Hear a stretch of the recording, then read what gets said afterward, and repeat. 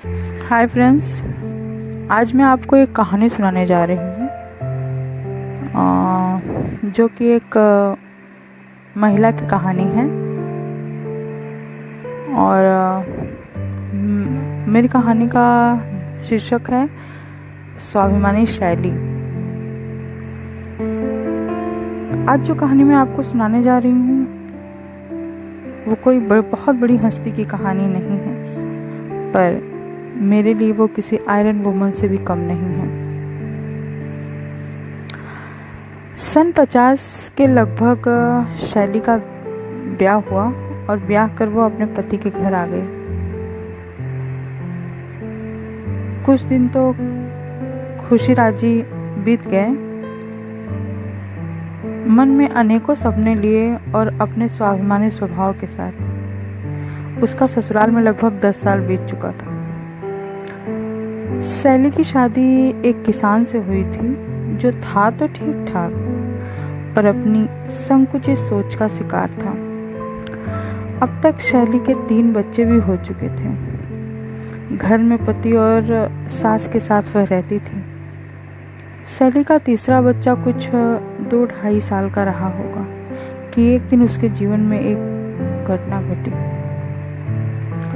हुआ यूं कि दोपहर का समय था और खाना बना रही शैली ने रोटी बनाकर गर्म तवे को चूल्हे से उतार कर रखा था कि इतने में उसका छोटा बेटा चलते फिरते वहां न जाने कहां से पहुंच गया और लड़खड़ा कर वह तवे पर गिर गया।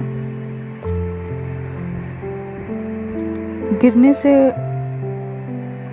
उसका हाथ जल गया और हाथ जलते ही बच्चा जोर से चिल्लाया। बच्चे का रोना सुनकर परिवार के लोग दौड़कर आए और आंगन में जमा हो गए।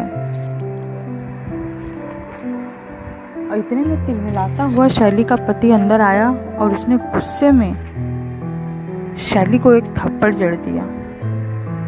तब क्या था, इस थप्पड़ ने शैली के तन बदन में जैसे आग ही लगा दी। बिना गलती के थप्पड़ स्वाभिमानी शैली को अंदर ही अंदर खाए जा रहा था।